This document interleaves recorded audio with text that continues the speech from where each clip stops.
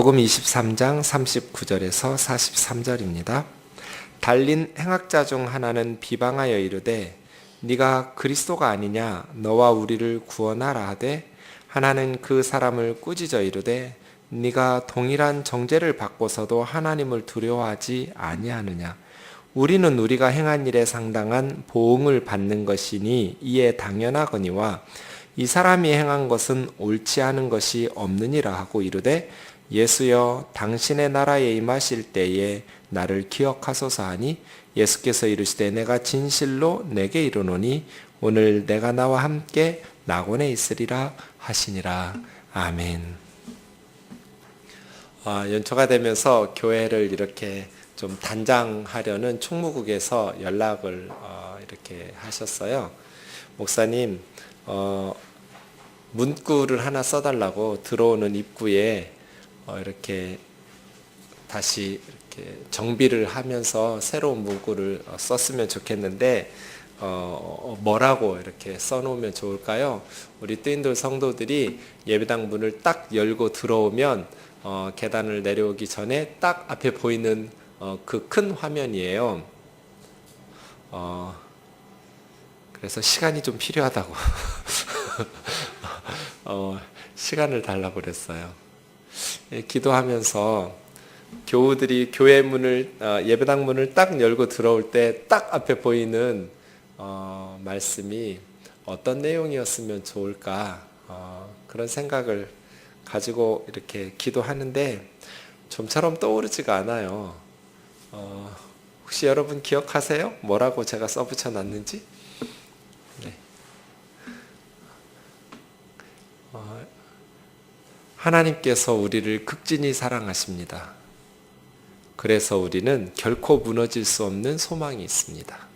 이렇게 썼어요. 네. 제가 썼지만 참 마음에 들어요. 하나님께서 우리를 극진히 사랑하신다는 것. 아버지처럼 이 세상의 그 어떤 아버지보다 비교할 수 없을 만큼 놀라우신 사랑으로 우리 한 사람 한 사람을 소중히 여기시며 사랑하신다는 것. 이게 무엇을 의미하는 것 같으세요, 여러분? 우리에게는 어떠한 상황에서도 결코 무너질 수 없는 소망이 있다는 것을 의미해요. 오늘 우리가 말씀에서 묵상할 이 사람 말이에요. 이제 마지막까지 왔잖아요. 십자가에 달렸어요. 살아날 가능성 제로죠. 나이가 얼마나 됐는지 알 수 없지만 이제 인생에 남은 시간이 몇 시간 안 남았어요. 마지막 골목까지 왔어요. 그런데 있잖아요. 이 사람의 인생에도 소망의 문이 열려 있었다는 거예요. 이것을 생각할 때 이것이 얼마나 기쁜 소식인지, 이 세상 모든 사람들에게 결코 무너질 수 없는 소망이 있다는 거예요. 왜냐하면 하나님께서 사랑하시기 때문이에요. 하나님께서 야 너는 안 돼 이러면 소망이 없어요. 알라신 무슬림들의 하나님 같으면 소망이 없어요. 무슬림들은 죽고 나면 저울에 달아봐요. 코란을 지킨 것이 많은지 어긴 것이 많은지. 그러면 이 십자가의 오른쪽 강도에 왼쪽 강도에 구원받은 사람이 이제 안 속으시죠? 네, 어느 쪽인지 몰라요. 근데 장로님들도 오른쪽 강도가 구원받은 줄로 알고 계셔요. 그럴 가능성 2분의 1, 아닐 가능성 50% 높아요. 성경은 어디에서도 오른쪽 강도가 구원받았다고 말씀하시는 경우가 없어요. 그냥 한쪽 강도예요, 한쪽 강도. 어느 쪽인지 몰라요. 오른쪽일 수도 있고 아닐 수도 있어요. 네, 어쨌든 그분 말이에요. 오른쪽인지 왼쪽인지 우리는 알 수 없지만 구원받은 그 강도. 무슬림의 하나님 알라신이라면 구원의 가능성 제로예요. 구원 못 받아요. 시간이 없잖아요. 그렇죠? 코란에 달아서 그 코란을 지킨 것이 많으면 저울이 이렇게 하면 이 사람은 천당 가고, 코란을 어긴 것이 많으면 이 사람 지옥 가거든요. 그런데 우리 기독교의 하나님, 우리에게 가르쳐 주신, 예수님께서 우리에게 가르쳐 주신 하나님 어떤 분이에요? 이 강도에게 구원의 문을 열어두신 하나님이에요. 그것이 저는 얼마나 큰 소망이냔 말이에요. 오늘 말씀을 한 구절 한 구절 한 5가지 정도로 나눠서 볼 텐데요. 자세히 살피면서 이 말씀이 초대교회에서 어떤 의미를 가지게 되었는지, 그리고 이 말씀을 통해서 하나님은 어떤 분이신지, 우리에게 어떠한 진리를 선포하시고 가르쳐 주셨는지를 좀 생각해 보기를 원합니다. 39절 보시죠. 달린 행악자 중 한 사람, 32절에 보시면 다른 2명의 행악자가 사형을 받게 되어 예수와 함께 끌려가고, 2 행악자도 못 박혔는데 하나는 우편에 하나는 좌편에 있더라 그랬어요. 그러니까 예수님의 십자가가 가운데 서 있고 좌우편에 2 사람의 행악자가 있었던 것이죠.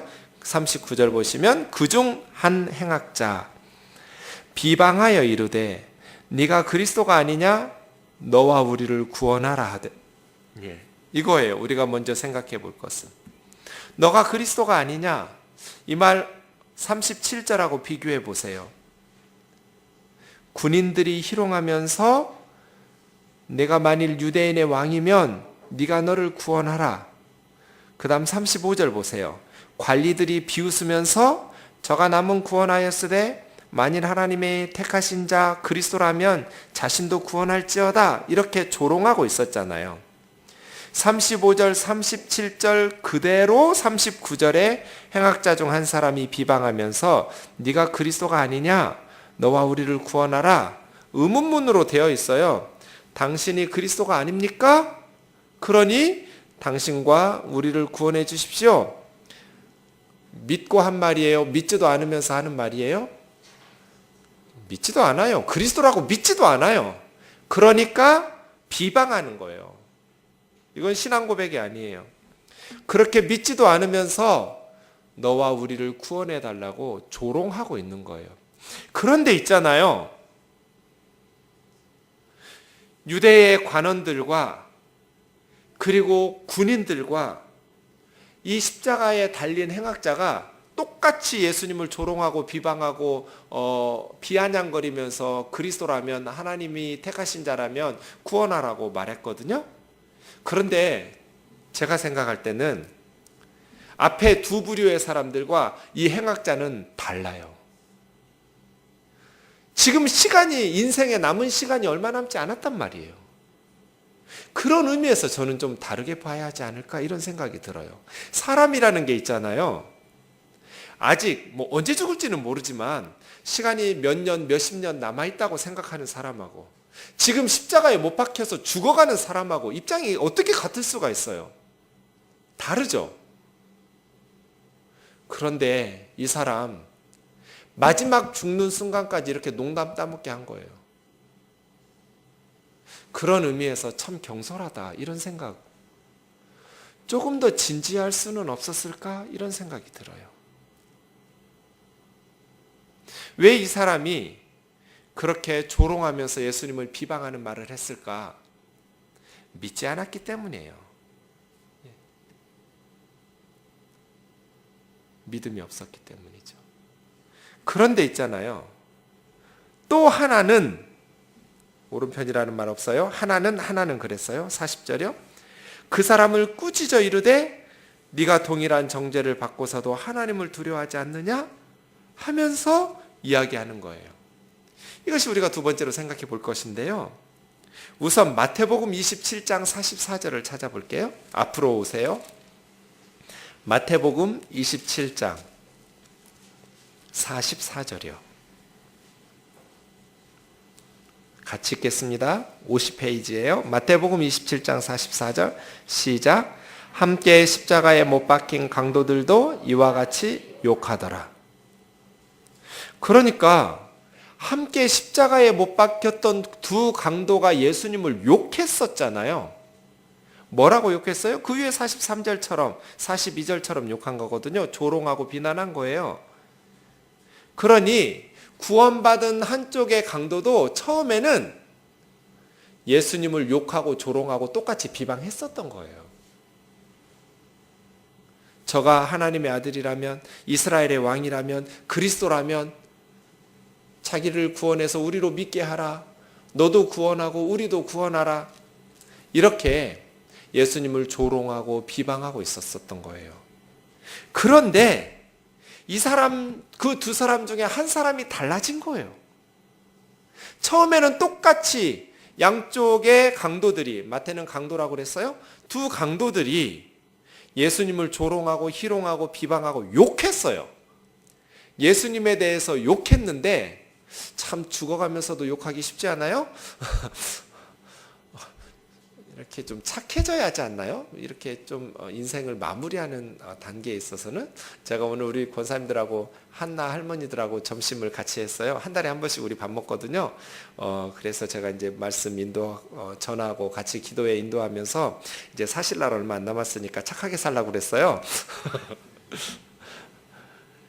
그렇잖아요. 이제 막 물론 제가 뭐 더 빨리 죽을 수도 있어요. 늘 말씀드리지만. 그렇지만 확률적으로 저희 어머니가 78세라고 말씀드렸더니 한 권사님이 아이고 아직 새색시네요 그래요. 78세 할머니한테 새색시라고 아직 새파랗게 젊다고 저희 어머니한테 그래가지고 그렇게 말씀하시는 앞에 7자가 붙지 않았냐 이거예요. 그러신 분들이니까 이제 사실 날들이 많이 남지 않았단 말이에요. 네, 제가 오늘 100살까지 사시라고 협박했거든요. 일찍 돌아가시면 죽을 줄 알라고 천국 가서 건강하게 100살까지 기도하시면서 이렇게 사시라고. 근데 있잖아요. 삶이 얼마 남지 않으면 정말 착하게 살고 싶고 주님 만날 날, 하나님 만날 날 얼마 남지 않은 이 강도들 말이에요. 참 욕하고 그러고 싶을까 싶어요. 그런데 그 중에 한 강도가 변화된 거잖아요. 그죠? 처음에는 똑같이 예수님 욕했어요. 비방하고 희롱하고 조롱했어요. 비아냥거리면서 네가 진짜 하나님 아들이라면 참 네가 메시아라면 무슨 메시아가 저렇게 벌거벗고 못 박혀 있나? 세상의 구원자면 로마로부터 이스라엘을 해방시켜주고 이 지긋지긋한 가난으로부터 부유하게 해주고 이런 게 세상을 구원하는 거지. 이렇게 우리 옆에서 죽는 게 무슨 기도 차지 않죠. 뭐 대도 않는 소리 같죠. 그렇게 해서 조롱했단 말이에요. 생을 얼마 남지 않았지만 믿음이 없으니 조롱했었는데 한 사람이 달라진 거예요. 뭐라고 달라지는지 보세요. 40절. 이 사람과 관련돼서 볼 게 4가지예요. 네가 동일한 정죄를 받고서도 하나님을 두려워하지 않느냐? 참 이 말 깊이 생각해 볼 의미가 있다고 봐요. 하나님을 두려워하지 않느냐? 예. 자, 지금 이미 체포됐어요. 재판 끝났어요. 사형 언도되었어요. 그리고 사형 집행하면서 못 박혔어요. 그런데 이 사람 지금 하나님을 두려워해야 된다는 거예요. 왜요?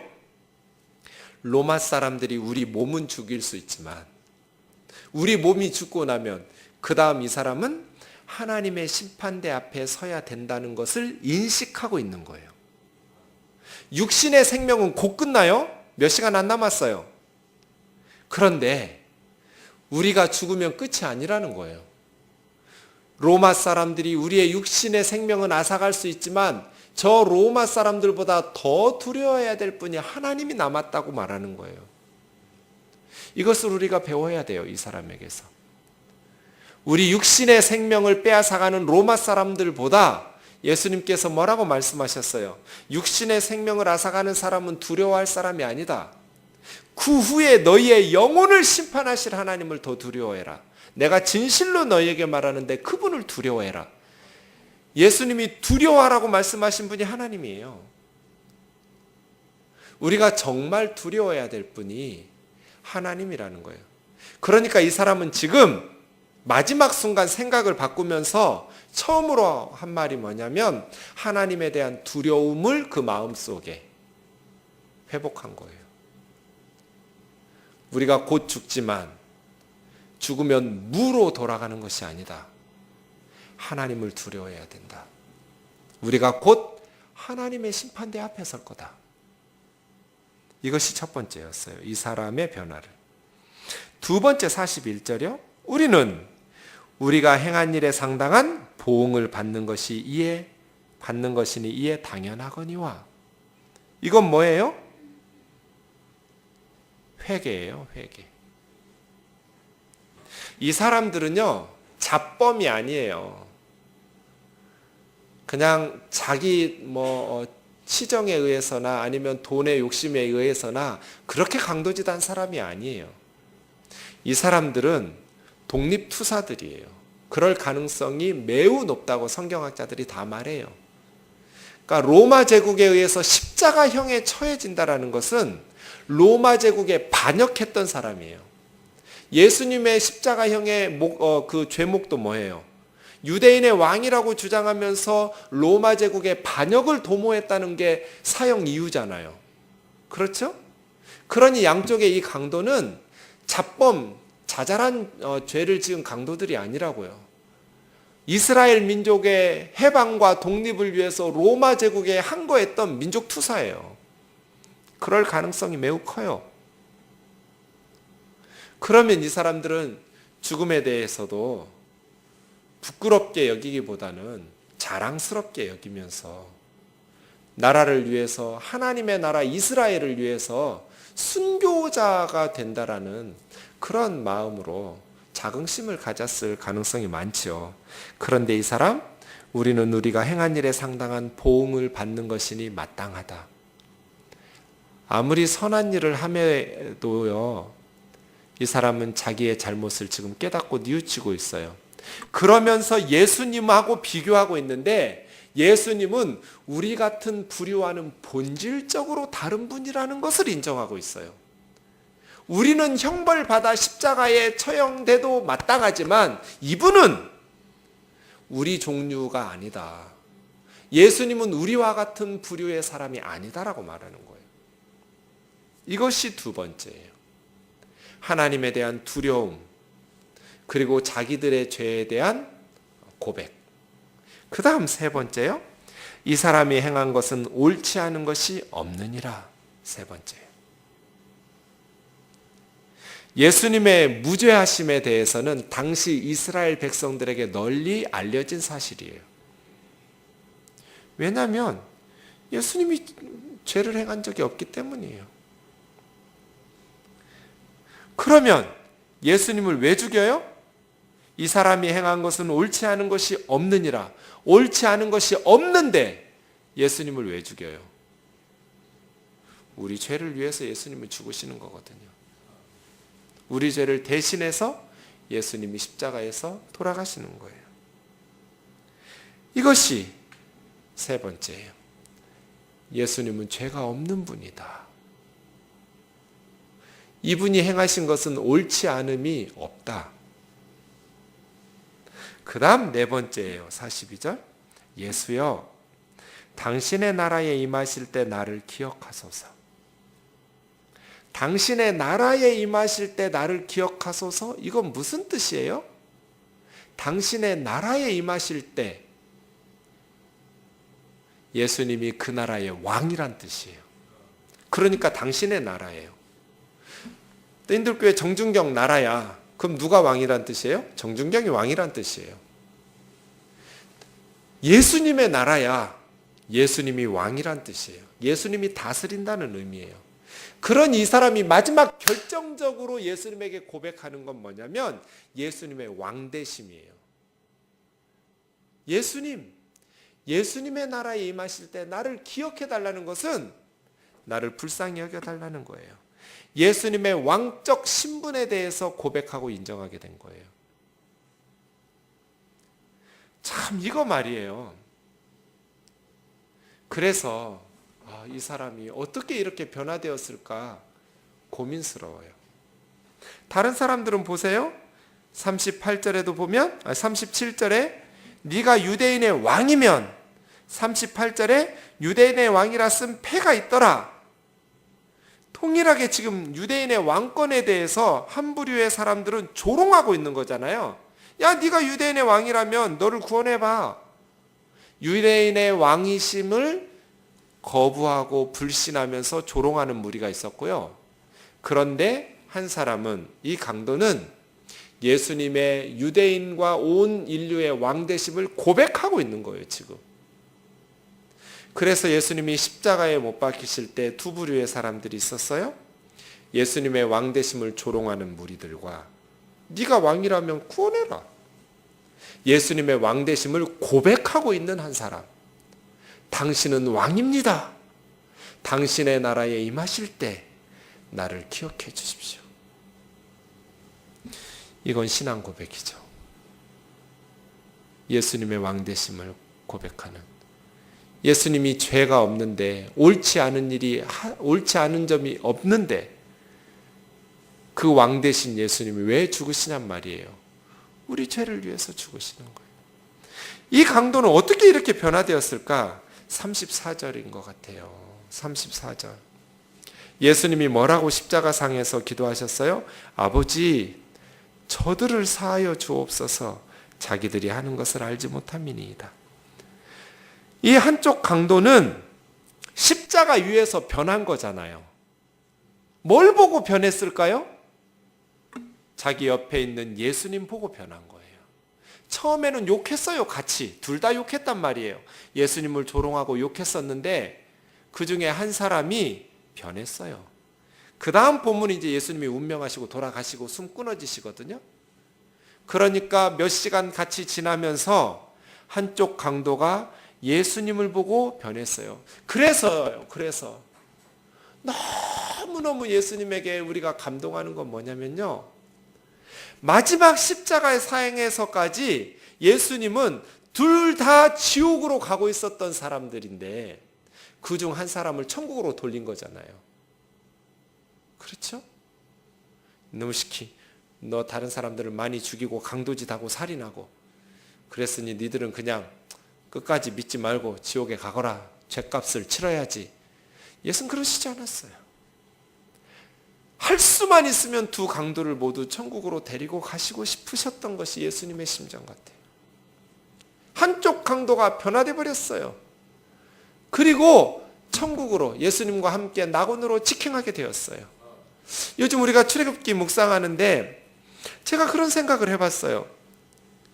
이 피를, 양의 피를, 유월절 어린 양의 피를 상인방 하인방에 그리고 좌우 문설주에 뿌리는데 죽음의 사자가 어떤 생각을 가지고 있었을까? 그날 밤에 피를 보았을 때 어떤 마음이 들었을까요? 기뻤을까요? 슬펐을까요? 무덤덤했을까요? 기뻤을 것 같아요. 와, 이 집에 피가 있구나. 다행이다. 할렐루야! 하면서 넘어갔을 거예요. 신나게. 그런데 그 집 문에 피가 없었을 때 기뻤을까요? 슬펐을까요? 아무 생각 없이 무덤덤했을까요? 슬펐을 것 같아요. 야, 이놈의 자식들아. 왜 하나님의 구원의 방식인 어린 양의 피를 바르지 않았느냐? 이 믿음 없는 녀석들아. 이 아버지의 마음을 헤아리지 못하는 자식들아. 이 십자가의 강도에게 우리가 정말 감동받아야 되는 건 뭐냐면요, 하나님 아버지의 마음을 알았다는 거예요. 제가 말기 암 환자들에게, 이제 병원에서도 포기하신 분들에게 복음을 전하러 가다 보면 언제나 반응이 똑같아요. 목사님, 내가 평생 예수 안 믿었는데 이제 와서 살겠다고, 천국 가겠다고 내가 무슨 예수를 믿겠냐고. 나 염치 없어서 못 믿는다고. 내가 병에서 낫으면 정말 목사님 말씀대로 내가 교회 열심히 신앙생활 하겠다고. 그럼 제가, 여러분 저 같으면 뭐라고 말씀하시겠어요? 네, 우리 열심히 기도해서 나아가지고 하나님 전능하시고 살아계신 분이니까, 우리 기도를 들으시는 분이시니까 의사들은 못 고친다고 말씀하시지만 하나님은 못 고치는 질병이 없으시니 고쳐주실 겁니다. 나으면 꼭 신앙생활 하십시오. 제가 그렇게 말해야 될까요? 그렇게 말해본 적이 한 번도 없어요. 아버지, 어머니, 할머니, 할아버지, 의사들이 가능성이 없다면 물론 하나님께서는 고치실 수 있죠. 하지만 그렇지 않을 가능성이 훨씬 높아요. 저는 할머니가, 할아버지가 이 암에서 낫기를 간절히 기도하고 그걸 간절히 소망하고 원하지만 살아나지 않을 가능성이 훨씬 높아요. 살아나지 않으셔도 예수 믿으셔야 돼요. 왜냐하면 어머니 자식이 있잖아요. 아버지, 아들, 딸 생각해 보세요. 하나님은 우리 아버지예요. 어떤 부모가 자식이 할머니같이 말씀하시면 그래, 네가 참 염치는 않은 애구나 이렇게 칭찬하시겠냔 말이에요. 이 무슨 대도 않는 소리를 하고 자빠졌느냐고, 쓸데없는 소리 하지 말고 얼른 천국으로 오라고 하지 않겠느냐고. 어머니가 자식을 생각할 때, 아버지가 아들, 딸이 그렇게 말할 때, 그렇죠? 저는 이 강도가 이제 내가 몇 시간이나 남았다고, 이제 와서 천국 가겠다고, 하나님 믿겠다고, 예수 믿겠다고 이렇게 마음을 바꿔, 생각을 바꾸고 말을 뒤집어 좀 전에까지 욕했었는데 그러지 않았다는 거예요. 그래서예요. 하나님은 우리를 극진히 사랑하세요. 그래서 우리에게는 결코 무너질 수 없는 소망이 있어요. 이 사람이 하나님 아버지의 마음을 믿었다는 거예요. 알았다는 거예요. 하나님은 그런 분이에요. 하나님은 이제 와서 내가 무슨 염치로 천국 가겠다고, 예수 믿겠다고 그런 걸 원치 않으시는 분이에요. 예수님 뭐라고 대답해 주셨어요? 내가 진실로 내게 이르노니, 이 진실로가 아멘이에요. 아멘! 예. 강도가 주여, 예수여, 당신의 나라에 임하실 때 나를 기억하소서 그랬을 때 노멘! 이러지 않았어요? 아멘! 그랬어요. 아멘! 아멘이에요. 우리 예수님 이런 분이에요. 교리적으로 따져보면 이 강도의 믿음 허술한 데가 너무 많아요. 예수님을 이 사람이 행한 것이라고 그래요. 41절에. 불완전하죠. 예수님을 위해서 예배 한 번 안 드리고 헌금 10원도 한 적 없어요. 전도 한 명을 한 적 없고요. 예수님을 위해서 기도 한 번 한 적 없을 거예요. 이제 와서 내가 무슨 염치로, 그러지 않았어요. 예수여, 당신의 나라 임하실 때 나를 기억해 주십시오. 예수님은 아멘. 오늘 재림할 때가 아니에요. 오늘 당장 네가 나와 함께. 이게 천국이에요? 천국은 어디가 천국이에요? 맛있는 음식이 있어서 천국이 아니에요? 예수님과 함께 있는 곳이 천국이에요. 나와 함께. 이게 천국의 핵심. 예수님과 함께 사는 곳. 낙원에 있으리라 그랬어요. 낙원이 어딜까요? 이 사람은 천국은 못 가고 천국보다 조금 못한 낙원에 살았나요? 네가 오늘 나와 함께 낙원에 있으리라. 그 낙원은 어딜까요? 천국이에요. 이 낙원이라고 번역한 파라데이소스, 이 말이 3번 쓰였어요. 신약 성경에. 여기 한 번 쓰였고요. 예수님과 함께 가는 곳이니까 천국이죠. 두 번째는 고린도전서 12장 4절에 왜 사도 바울이 삼천청을, 세 번째 하늘을 가서 가히 알아들을 수 없는 말들을 듣고 했다는 그 천국을 경험하잖아요. 언제 바울이 그런 경험했을까 모르겠지만 대부분 또 성경학자들은 바울이 돌에 맞아서 죽은 적이 있었잖아요. 갈라디아 지역에 복음 전하다가 사람들이 바울을 돌로 쳐서 죽은 줄 알고 성 밖으로 집어 던졌어요. 근데 다시 바울이 깨어나서 다시 복음 전하러 이고니온 루스드라 그 지역을 다 돌아다니거든요. 아마 그때 사람들이 죽은 줄 알고 버려버렸을 때 하나님께서는 천국을 체험하게 하시지 않았을까 이렇게 추측하는데 언제인지는 모르겠어요. 어쨌든 바울은 고린도전서 12장에서 자기가 보았던 천국을 말해요. 거기를 낙원이라고 그랬어요. 낙원, 파라데이소스. 그 다음 요한계시록 2장 7절에 보시면 에베소 교회에 이기는 자에게는 낙원의 생명나무 과실을 먹게 할 것이다. 그때 파라데이소스 그랬어요. 그러니까 이기는 자에게 주님께서 주시는 천국의 생명나무 실과의 열매를 주시는. 그러니 이게 천국이에요. 예수님이 함께 있는 천국에. 이런 걸 뭐라 그래요? 땡 잡았다고 그래요. 죽어가는 이 사람이 처음에부터 믿음이 있었던 것도 아니에요. 예수님을 욕하고 비난하고 조롱하고 있었어요.